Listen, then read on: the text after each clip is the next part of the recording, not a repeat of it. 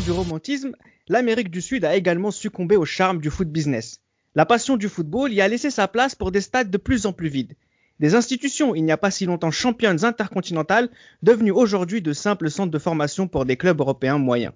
Les libéraux proposent dans l'épisode du jour de répondre au cynisme de la question suivante: l'Amérique du Sud est-elle toujours une grande terre de football? Les libéraux, le podcast qui revient sur le football de notre enfance. Et pour m'accompagner, Johan, Hola a todos. Samuel Bon dia. et Raphaël. Salut à tous. Ah, ça parle français en Amérique On du parle Sud français. Nous, on est en France, on parle français. Raphaël, c'est un Guyanais. maintenant. Oui, c'est ça, la Guyane. Voilà. On pense à nos amis guyanais aussi qui C'est nous ça. écoutent. Tiens, Qu'est-ce qu'il veut, lui? vous êtes bizarre un petit peu. Non, on va parler aujourd'hui du foot en Amérique du Sud avec cette idée d'essayer de comprendre si aujourd'hui, à date d'enregistrement 2021, et puis est-ce que c'est toujours une grande terre de football, et puis surtout essayer de voir à quel moment dans le football de notre enfance il y a eu un changement de paradigme dans ce continent, parce qu'on va commencer avec ce qu'il y a de plus simple. On va essayer d'épurer la banalité tout de suite, Johan, parce que concrètement, à la base, l'Amérique du Sud, c'est une grande terre de football. Bien sûr. L'Amérique du Sud, ça regroupe pas moins de 11 Coupes du Monde, si je me trompe pas. Donc voilà, pour à peine 10 pays qui sont dans la possibilité d'y participer, c'est clair que c'est une vraie terre de football. Pas mal de légendes justement proviennent de ce continent-là, donc je pense qu'on y reviendra par la suite. Mais oui, l'Amérique du Sud, c'est, je pense, peut-être la meilleure terre de football dans le monde. Moi aussi, je partage ton avis. Je pense que c'est la terre de football numéro 1. Raphaël, t'es d'accord? Ouais, je suis d'accord. Et comme tu l'as mentionné, il y a eu 11 éditions remportées par des pays sud-américains. Et ce qu'il faut savoir, c'est que par édition, il y a 5 pays qui peuvent participer à la Coupe du Monde, soit 50%. Enfin, c'est une chance pour un continent. Il n'y a aucun continent qui regorge autant de pourcentage de pays présents dans une Coupe du Monde. Donc, Une chance, voire un privilège, mais ça, c'est une autre ouais, discussion. c'est plutôt même un privilège. Tu m'as coupé l'herbe du pied, mais c'est vrai que c'est plutôt même un privilège, contrairement à d'autres continents. Et on a vu, on va y revenir, mais des joueurs fantastiques y éclore de génération en génération. Un style aussi bien dans le jeu que dans l'attitude. Ce continent a tout pour être la terre du football, mais on le verra aussi par la suite que depuis quelques années maintenant, c'est de moins en moins le cas. Alors, on va. Excuse-moi, Reda, Oui, j'ai dit oui. 11 Coupes du Monde, mais Raphaël, comme c'est un copieur, il a copié sur moi, alors c'est 9 Coupes du Monde. J'ai repris tes propos, Johan. Mais bon, je te faisais confiance. Mais t'es censé mais le bon. savoir, Ah C'est parce que celle du Brésil, elle compte double, c'est pour ça. Voilà, c'est tout.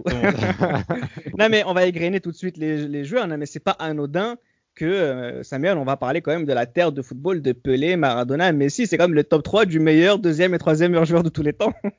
Bah, c'est ça, c'est que même nous, les joueurs qui nous ont fait rêver très tôt dans notre enfance, souvent, ça a été des Sud-Américains, et les premiers joueurs qui ont fait rêver, j'ai envie de dire, nos parents et nos grands-parents, c'était souvent des Sud-Américains, parce que déjà, ils ont une façon de jouer au foot qui n'était pas comme la nôtre en Europe, et donc un côté plus spectaculaire, et qui faisait que pour nous, ça sortait de l'ordinaire et ça nous faisait rêver, ce côté fantasque.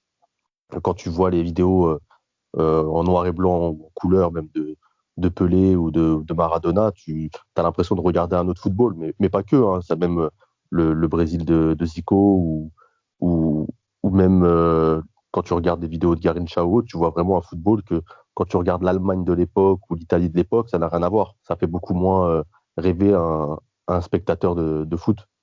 Alors, après, on aura l'occasion d'en parler aussi tout à l'heure parce que j'y tiens assez. Mais c'est vrai que pour l'instant, en vrai, messieurs, c'est surtout, soyons honnêtes, Argentine et Brésil. Alors oui, le premier champion du monde est uruguayen, et l'Uruguay est une très très grande terre de football pour si peu de population, et ça, je pense que c'est vraiment extraordinaire. Mais globalement, et je pense qu'on aura l'occasion d'y reparler tout à l'heure, c'est surtout Brésil et Argentine du coup. Mais bon, on aura le temps d'y revenir. Durant notre période, en tout cas de notre enfance, le foot sud-américain a perdu un peu plus de sa superbe entre guillemets. Ou par exemple à une époque où un garçon comme Pelé pouvait faire toute sa carrière en Amérique du Sud et rencontrer les Européens en compétition internationale et les battre, eh bien durant notre enfance on a vu des joueurs un peu plus partir en Europe, avec ce premier exemple, je dis entre guillemets, Johan, d'un Ronaldo qui à peine majeur va en Europe. Et c'est déjà, je pense, un premier signe de quelque chose qui change.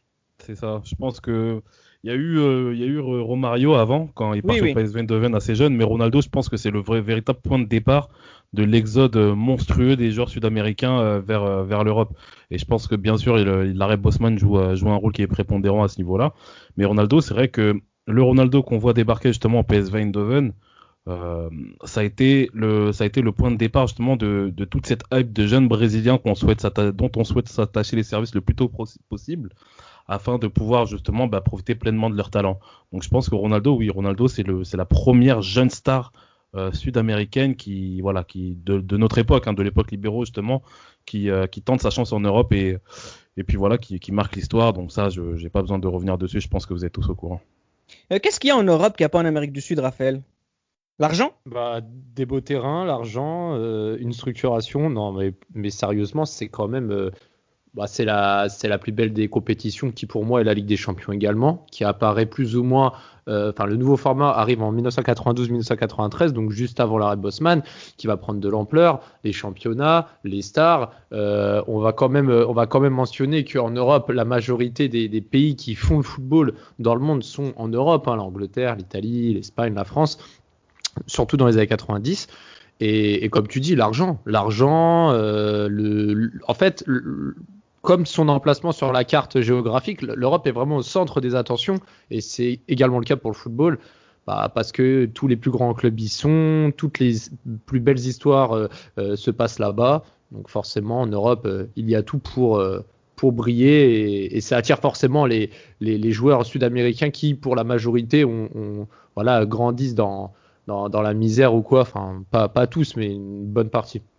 Parce que moi, si je pose cette question, c'est aussi pas anodin, parce que moi j'ai vu, enfin vous aussi, on a vu l'équipe du Brésil gagner des Coupes du Monde avec beaucoup, voire la majorité de ces joueurs qui jouent dans le championnat brésilien. Et c'est ça, en fait, je me pose la question de savoir qu'est-ce que les Brésiliens vont trouver en Europe qu'ils ne trouvent pas en Europe, qu'est-ce qu'ils ne trouvent pas en Amérique du Sud, pardon, sachant qu'en termes de niveau, ça se vaut, voire c'est même meilleur en Amérique du Sud, vu que Pelé était champion du monde en jouant en Amérique du Sud. Voilà, c'est pour ça que je pose la question, Samuel, de l'argent. Est-ce que tu partages l'avis de Raphaël?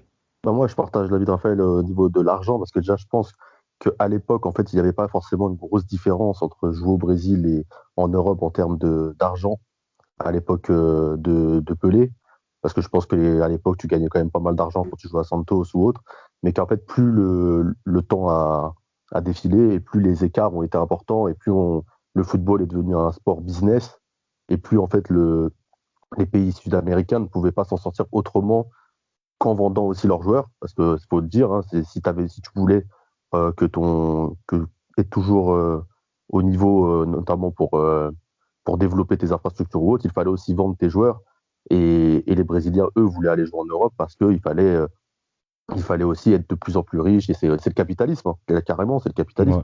Ouais. Comme dirait Damas, c'est le capitalisme à l'état pur. parce que regardez, à l'époque, dans les années 80, ça commençait à se développer. Les gars comme Zico ou même Socrates sont partis en Italie à la fin parce qu'ils voulaient prendre de l'argent. Au final, est-ce qu'ils étaient moins forts quand ils jouaient au Corinthians ou à Flamengo? Je pense pas. Quand ils jouaient en Coupe du Monde, ça déroulait, c'était la meilleure équipe du monde, tout le monde le voyait.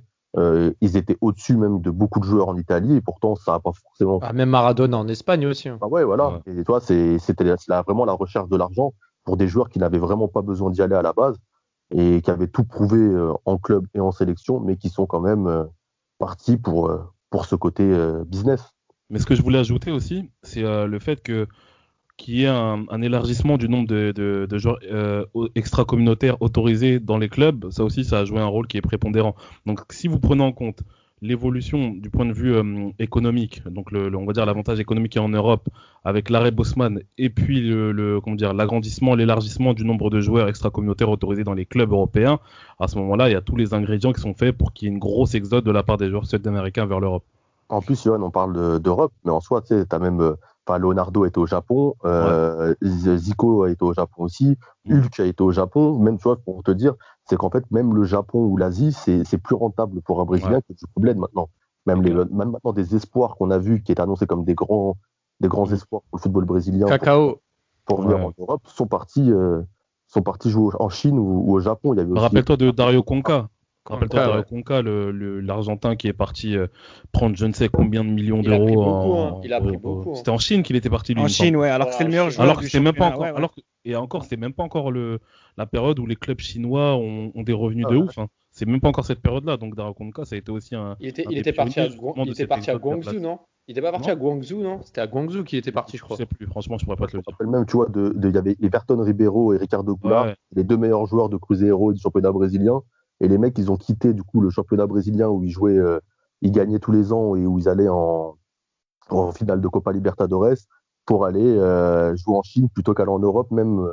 Enfin, c'était juste pour l'argent, quoi. C'est Mais vraiment. dernière chose, tu sais que les Brésiliens le disent ouvertement. Aujourd'hui, les jeunes Brésiliens d'aujourd'hui le disent ouvertement. Nous, on est là, c'est surtout pour apporter de l'argent à nos familles, en fait. C'est pour ça qu'aujourd'hui, ils n'hésitent même plus à aller en Asie, mais encore dans des clubs comme le Shakhtar Donetsk qui payent très très bien aussi.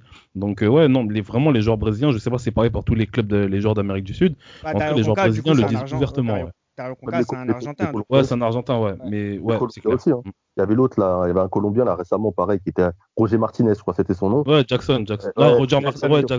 Martinez, ouais, Qui qui était était un il était espoir au de Racing. Il était au Ouais. Racing. Ouais, ouais. Et ben, il a signé, je crois, pour 30 ou 40 millions en Chine, pareil. Ouais, c'est ça. Après, moi, c'est pour ça que je voulais vous amener dans ce débat-là, et on va passer à un autre tout de suite, mais parce que ça se relie. Mais par exemple, quand il y avait des confrontations européennes, sud-américaines en Coupe intercontinentale de clubs, les Sud-Américains se sont toujours très très bien sortis. Ouais. Par exemple, d'ailleurs, je pense, quand on regarde les statistiques de la Coupe intercontinentale, la confédération qui a le plus de victoires, c'est la confédération sud-américaine devant les Européens. C'est pas anodin que Peñarol, par exemple, c'est le deuxième club le plus titré après le Milan AC. C'est aussi ça qui m'intéresse, et c'est ce dont on va parler maintenant, c'est que même dans notre enfance, pas forcément, on va pas revenir sur ce qui s'est passé avant, mais on peut parler aussi de Sao Paulo des années 90 avec Rai, etc. Mais dans notre enfance, on a vu aussi des belles périodes de football sud-américain de clubs, notamment celle de Boca, de Bianchi. On a consacré tout un épisode, Johan, parce que on va en parler ici pendant une minute, juste pour donner envie aux gens qui écoutent ce podcast d'écouter un des précédents. C'est qu'effectivement, le Boca de Bianchi, c'était une certaine idée d'un football sud-américain, totalement affranchi entre guillemets du foot business, où c'est le plus important, c'est le romantisme et le don de soi. Et ça s'est vu parce que quand il a fallu rencontrer la meilleure équipe du monde, le Real Madrid, bah c'est Boca qui a gagné. C'est clair. Bah, ça a été. Après, c'est la différence qu'il y a justement en Amérique du Sud, contrairement en Europe, c'est qu'il y a ces entraîneurs-là qui inculquent justement une certaine mentalité, une certaine identité et de jeu et de mentalité dans les clubs qu'ils intègrent en fait. Et je pense que ce qui a fait la différence entre Boca et puis le Real Madrid, c'est que Boca, il y avait un esprit qui était beaucoup plus populaire, beaucoup plus dans l'effort, dans l'énergie que le Real Madrid justement, qui représente toute la bourgeoisie du football européen, etc. Donc je pense que ça c'est vraiment une notion qu'il ne faut pas nier, qu'il ne faut pas oublier. Ouais. Parce qu'on peut parler aussi du River de la fin des années 90, Raphaël, le River de Ramon Diaz. Etc. Ouais, bien sûr. Ouais, non, mais c'est clair que dans les années 90, que ce soit le River, Vélez, qui gagne en 94, on parle de Sao Paulo de Rai, et même tous les autres clubs qui figuraient comme prétendants pour le titre final, quand ils venaient en super coupe, enfin en coupe intercontinentale et maintenant championnat du monde des clubs, ils venaient pas pour faire de la figuration. Là, depuis la dernière décennie, donc 2010-2020, à part Corinthians qui gagne en 2012 contre Chelsea, il y a plus d'équipes sud-américaines qui gagnent concrètement. Je pense enfin, c'est vrai que c'est pas dans les années 2010, mais il y a le Sao Paulo. Le Sao Paulo de Paulo Autuori 2005 contre Liverpool, bien avec sûr. Une grosse équipe, les Cicinho, Junior, Diego Lugano, et même l'année d'après, l'International qui bat le Barça en 2006. Ouais. Mais je pense, les gars, ce qui caractérise totalement ce qu'on vient d'évoquer ici, je pense que c'est la Coupe du Monde des clubs, la première Coupe du Monde des clubs qu'il y a eu en 99-2000. C'est là où on voit que tous les clubs sud-américains mettent des fessées aux clubs comme Manchester, comme Real Madrid en fait. Il y avait Vasco de Gama, il me semble, dans cette compétition-là. Corinthians. Il y avait Corinthians aussi. Mais si vous regardez le match Vasco de Gama face à Manchester United, je crois que Vasco gagne 3-0 avec un début de Edmundo notamment. Mais on voit qu'il y a une différence qui est énorme entre les deux équipes en fait. Et on voit qu'il y a enfin pas une différence qui est énorme, mais on va dire nous les Européens qui ont un avis assez hautain justement par rapport aux clubs sud-américains, mais là on voit qu'en fait dans une compétition telle que la Coupe du Monde des clubs, forcément il y a match et on voit que les clubs sud-américains sont capables de mettre des véritables branlées à des clubs européens. Après, Donc, qu'est-ce que ça veut dire Attends, je vais te donner la parole, Samuel, mais ce que je voulais dire, c'est est-ce que ça en dit long sur le niveau du football sud-américain entre 94 et 2005, entre guillemets, je donne une plage comme ça, ou est-ce que lors de ce match très particulier, lors de cette compétition très particulière, Samuel, tu as les Sud-Américains qui peut-être ont plus de motivation que les Européens, parce que les Européens se foutent un peu de cette compétition et que les Sud-Américains, c'est l'occasion de se montrer. Je peux aussi, de manière cynique, voir ce confrontation avec ce point de vue-là. T'en penses quoi, Samuel? Je pense pas, parce qu'en plus, je trouve que c'est une compétition que les Européens essaient quand même de jouer pour ramener un trophée de plus, parce que c'est quand même un trophée en plus au point de vue, même niveau business marketing, parce qu'en fait, c'est toujours des finales qu'on lui à Tokyo, enfin dans des endroits un peu exotiques. Donc au final, c'est pour le marketing asiatique. Il faut montrer le beau visage. Faut se montrer le beau visage. Et puis ça a toujours été, même en plus, un rapport de force qui commence même dans les années 60, quand tu as le Santos de Pelé qui joue contre le Benfica de Zebio. Tu as des choses à montrer, tu vois. C'est pas seulement un match pour dire oui, un match de gala, c'est un match pour montrer aussi que tu es le meilleur. Et dans les années 90, je trouve que c'est pareil, quand tu as Boca face au Real, ou même le Milan, je crois, qui joue contre Sao Paulo en 93. Tu vois, t'es le Milan, t'es censé être la meilleure équipe du monde. En face, t'as du beau monde aussi. Je pense que t'as envie de le jouer le match à fond. Et en plus, quand tu perds 3-2, tu vois que le match est serré. Hein. C'est pas des matchs qui se jouent genre 5-0, tu vois, l'équipe qui lâche ou quoi. Hein. C'est toujours des matchs serrés. Et tu vois que ça se joue à peu de choses. Et au final, c'est les Sud-Américains qui gagnent, parce que peut-être que déjà, ils sont plus sûrs de leur football. Et aussi parce qu'il y a une vraie identité de jeu qu'on retrouve peut-être moins dans les clubs européens, qui à l'époque, surtout les clubs par exemple anglais, je pense à Liverpool dans les années 80 ou dans les années 80, contre Independiente, ils perdent 1-0 parce que Independiente c'est meilleur, tout simplement. Mais aussi un truc qu'il faut dire, c'est que les forces étaient beaucoup moins réparties durant la plage que tu viens de donner, Reda, 90, début des années 2000. Il y avait encore des équipes très compétitives en Amérique du Sud. Les équipes européennes étaient compétitives, mais tout n'était pas centralisé dans les mêmes équipes, même en Europe. C'est pas comme dans nos aires où dès qu'un joueur brille dans une équipe secondaire européenne, on l'achète à prix d'or à l'âge de 21 ans. À l'époque, les forces étaient réparties aussi bien en Europe et en Amérique du Sud. Donc forcément, les équipes sud-américaines étaient plus fortes. On avait mentionné dans le podcast de Boca Palmeiras dans les années 2000, ils avaient une équipe avec Asprilla, avec Diego, enfin il y avait plein de gros joueurs, Roque Junior, etc. Marcos dans les buts.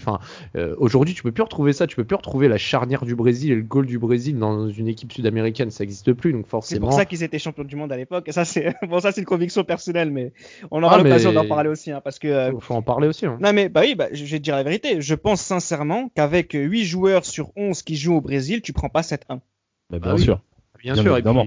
Ça, c'est une certitude. Et en plus de ça, tu prends. Problème, hein.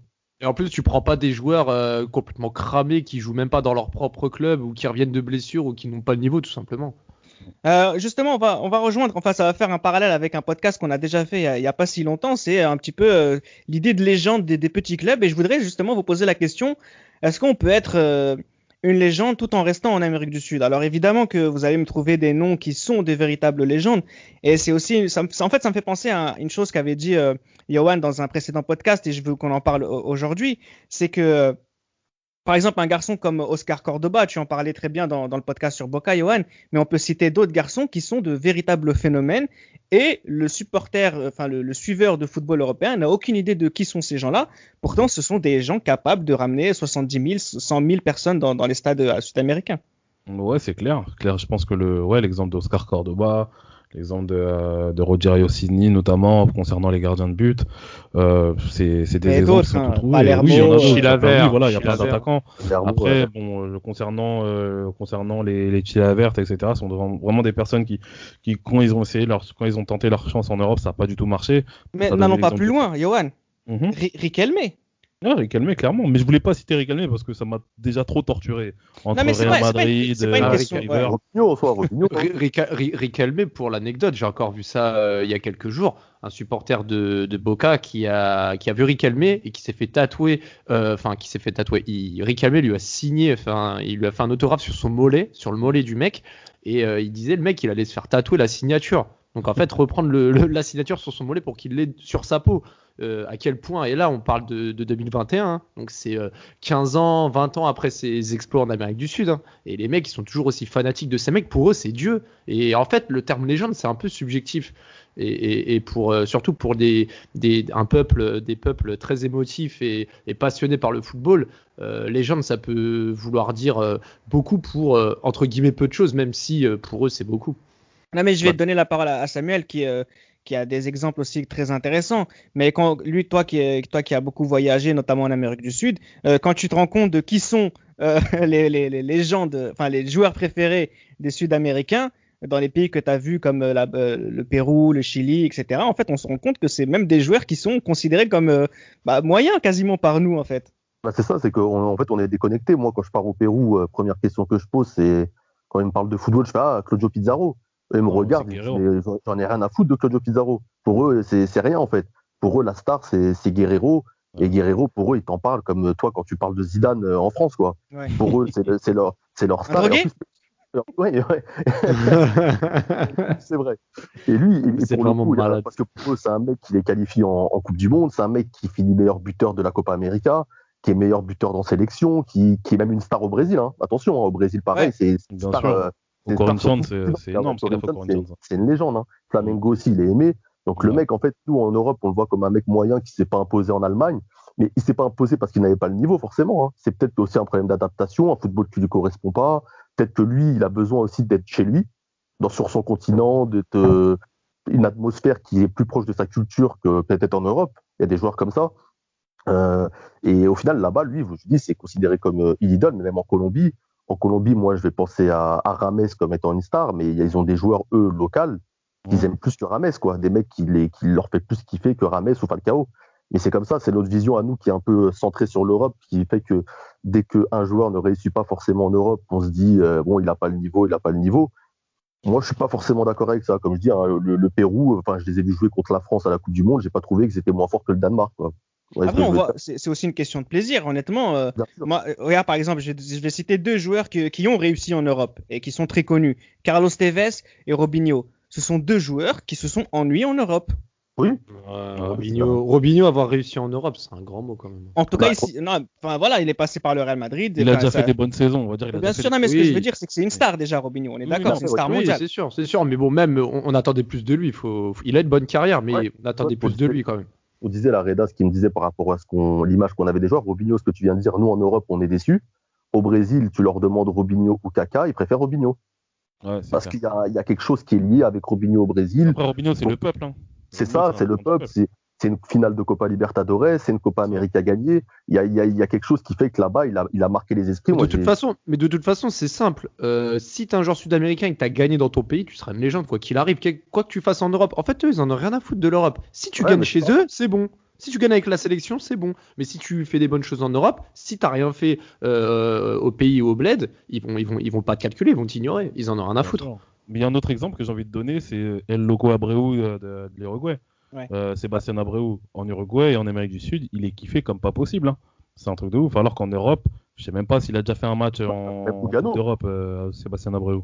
Moi, j'ai aussi un. À Paris, je t'en fous au-dessous de sa gueule, alors qu'en Uruguay, c'est. Lugano, tu le critiques pas, Lugano. Ah, bien sûr. Pas qu'en Uruguay, au Brésil aussi. Ouais.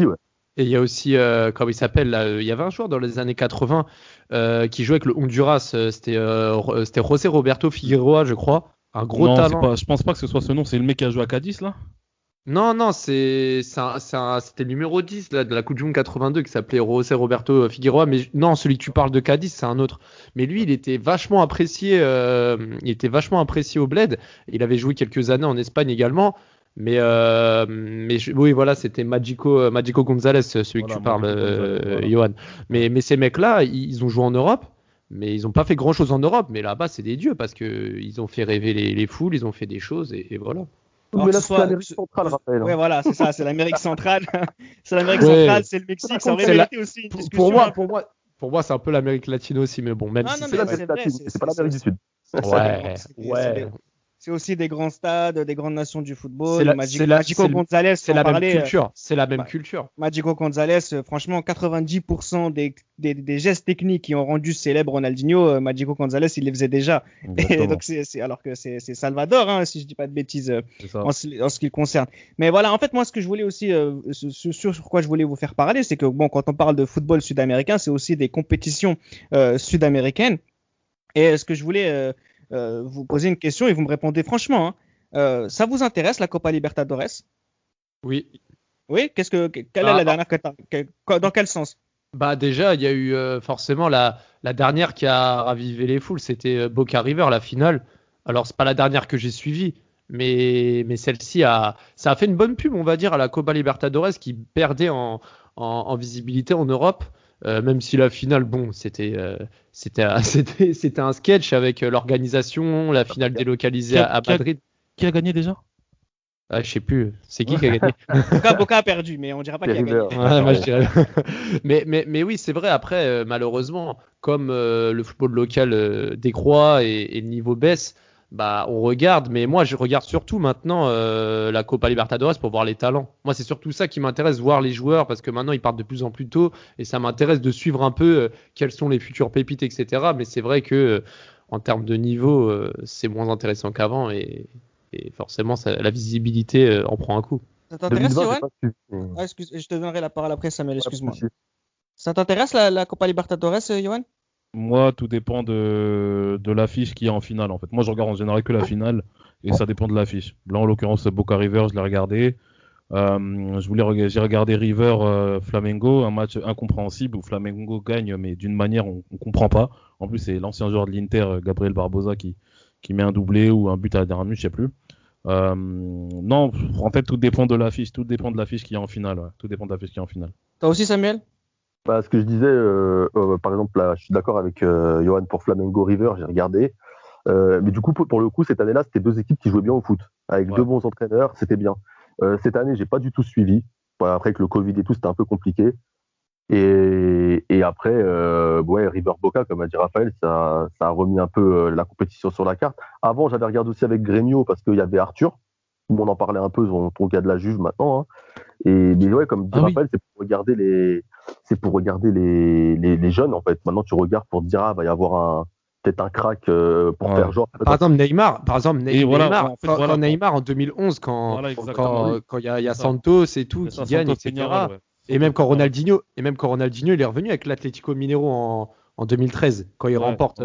Pareil, en fait, c'est soit tu vois des stars qui reviennent et que tu as envie de suivre, ou alors des jeunes pépites que tu vois sur YouTube ou que tu entends parler et que tu as envie de voir dans des gros matchs. Moi, Santos Peñarol, je l'avais regardé aussi parce que voilà, je voulais m'intéresser un petit peu plus à Neymar.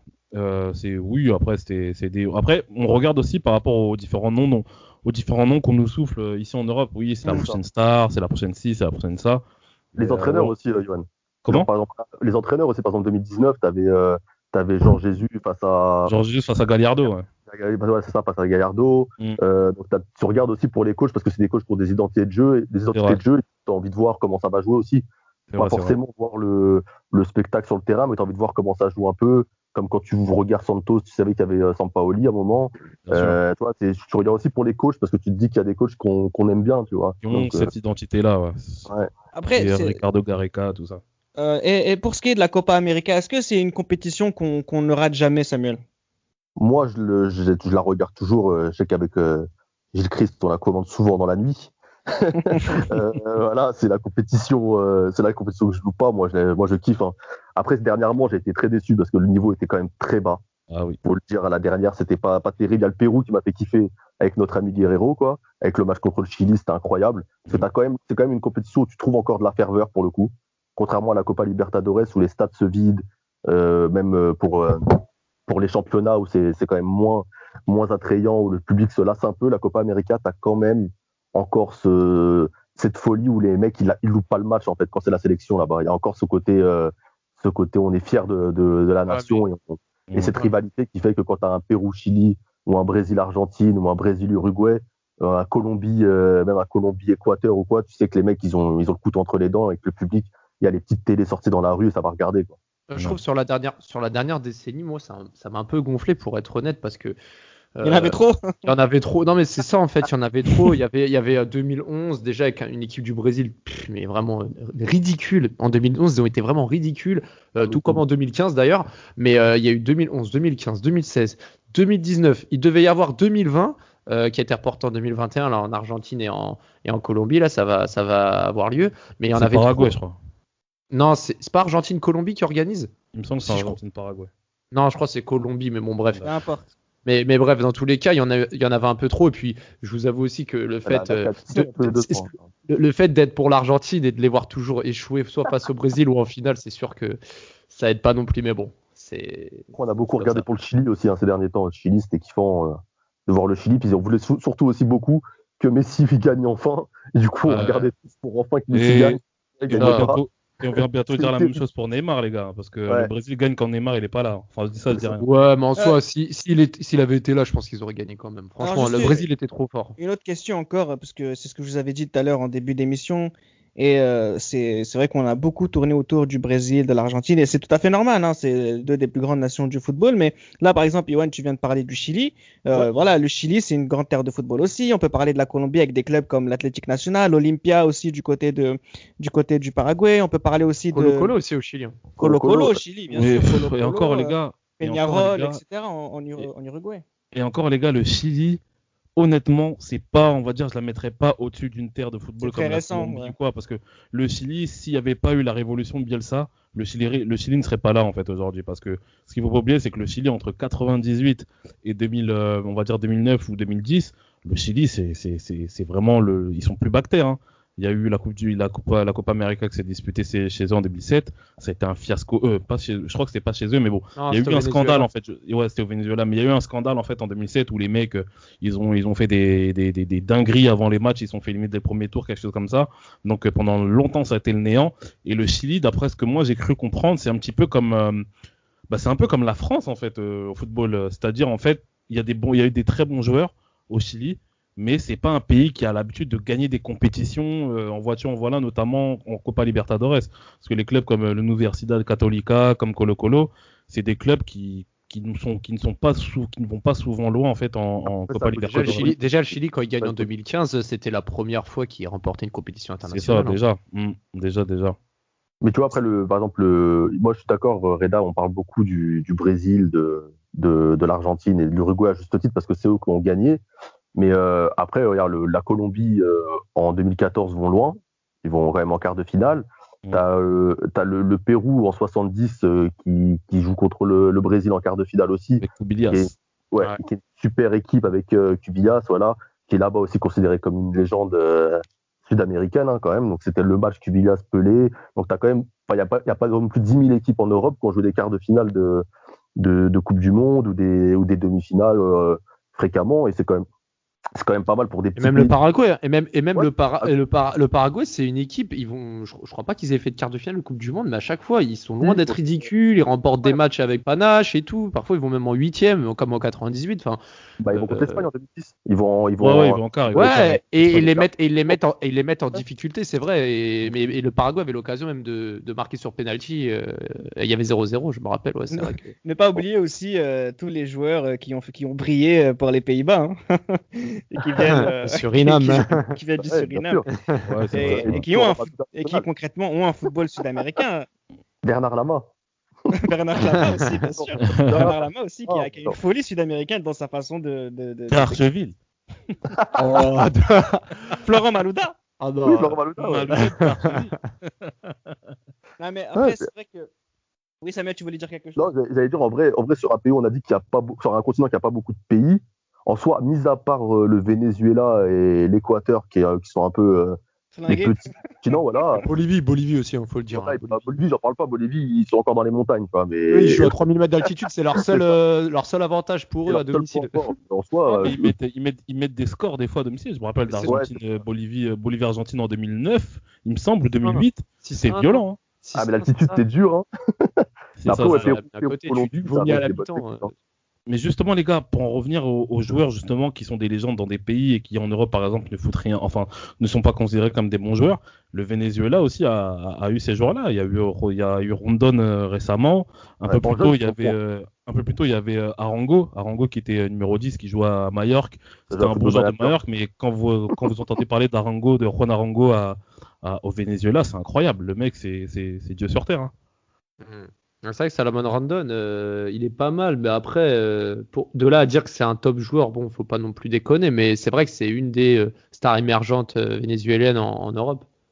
Après, peu importe le réel niveau qui s'y déroule en Amérique du Sud, c'est vrai que la passion qui s'exprime est vraiment l'une des plus belles, voire la plus belle, même si on le constate aujourd'hui, hein, les stades sont de moins en moins remplis, même les stades très connus. Hein. Samuel, toi qui as fait beaucoup de voyages là-bas, c'est vrai que on a l'impression que le football, petit à petit, ça s'est vu aussi pendant l'organisation de la Coupe du Monde 2014 au Brésil, que petit à petit le football finalement était délaissé en fait, même par les Sud-Américains qui pour nous sont les véritables amoureux du football.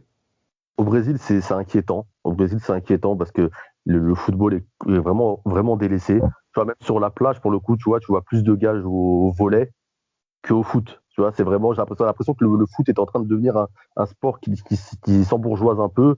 Et au final, dans les stades, tu te retrouves avec des stades vides. Ils sont obligés de fermer la moitié des tribunes parce que plus personne ne vient au stade. C'est fou quand même. C'est ça. Alors qu'en Argentine, tu vois, genre, tu sens encore une passion, il y a encore quelque chose. Tu vois, alors que le Brésil, j'ai senti que dans certains pays, pour même avoir été au stade Aztec au Mexique, j'ai l'impression qu'au Mexique, tu vois, il y a encore cette ferveur aussi du foot. Ils gagnent pas eux, mais ils sont fous de football. Que les Brésiliens, il se passe quelque chose dans la culture du pays qui. Après, c'est aussi ce qui se passe d'une manière sociale, parce que socialement, le Brésil, ça se dégrade de plus en plus. Hein. Il y a eu avant Bolsonaro déjà, c'était le bordel. À l'époque de Lula, etc. aussi, c'était un petit peu le bordel. Et aujourd'hui. Quand vous voyez les conditions, je ne sais pas si vous avez entendu, les conditions dans lesquelles justement les SDF étaient traités avant la Coupe du Monde, avant même la Coupe des Confédérations 2013, tout ça crée un certain remue-ménage. Et aujourd'hui, il n'y a plus personne qui s'intéresse énormément au football au Brésil. Et quand vous regardez les stats, aujourd'hui, c'est devenu des éléphants blancs. Des stats c'est ça l'héritage. C'est vrai que c'est les stades qu'on a construits dans les grandes compètes, mais aujourd'hui, il y a des, je crois des fois c'est les féminines qui s'entraînent, mais il y a personne qui calcule ça, donc c'est compliqué. En fait, ça fait un peu comme ce qui s'est passé 4 ans plus tôt en Afrique du Sud. Comme tu dis, les éléphants blancs, en fait, ils ont construit des stades sans penser à l'avenir, comme les Français l'ont fait pour l'Euro, les Allemands l'ont fait pour la Coupe du Monde 2006. C'est de construire des choses autour, utiliser ça comme élément culturel pour les facultés, des centres commerciaux, des cinémas. En fait, ils en ont rien à foutre. Et en plus, eux, ils ont eu la chance d'avoir Coupe du Monde 2014 et les JO le 2 ans après. Et ils se sont pas servis de ce levier-là en fait pour se développer et en fait contrer un peu l'inflation. Ouais, voilà, mais bon, derrière, tu sais que c'est la crise dans ton pays, au niveau politique, économique, etc. Et tu te sers même pas de ça. Faut vraiment être con. Après, les Brésiliens n'en voulaient même pas de la Coupe du Monde. Enfin, le peuple est en train de souffrir. Et moi, par exemple, j'ai une anecdote, c'est que les Brésiliens, Ronaldo, ils peuvent plus le voir. Ronaldo, il a déclaré à la télé devant des millions de spectateurs, c'est pas en construisant des hôpitaux qu'on va gagner la Coupe du Monde. Ah bah oui, ouais. Le mec, en fait, ils sont complètement déconnectés, les stars brésiliennes, de la réalité du peuple. Et tu vois, quand t'as le Cafu qui vote Bolsonaro, toutes c'est les ça, stars, Ronaldinho aussi. En fait, Neymar aussi qui avait posé avec lui. Ils sont déconnectés de la réalité de leur peuple, et le peuple commence à tourner le dos à un sport qui au final était avant leur bouffée d'oxygène, mais qui aujourd'hui ne les fait plus rêver. Moi, ce que j'ai tendance à dire, c'est qu'il y a eu le virus Avalanche et puis Ricardo Texeira qui a été injecté justement sur tous ces joueurs-là. Bon, je pense qu'on ne pourra pas faire mieux comme conclusion parce que c'est des gens qui ont dominé la FIFA pendant tellement longtemps, parce qu'ils ont réussi avec les prestations de leurs équipes nationales à avoir une influence terrible sur ce qu'est le football en tant que discipline. Et malheureusement, peut-être qu'à l'image du Brésil, l'ensemble de l'Amérique du Sud s'est reposé sur certains lauriers qui font qu'aujourd'hui, eh bien, la terre de football extraordinaire qu'elle était est aujourd'hui plus que l'ombre d'elle-même. Et ça, je pense que c'est pour n'importe quel amoureux du football où qu'il se trouve sur la planète Terre, c'est quand même un crève-cœur. C'était Les Libéraux, un podcast produit par Sport Content.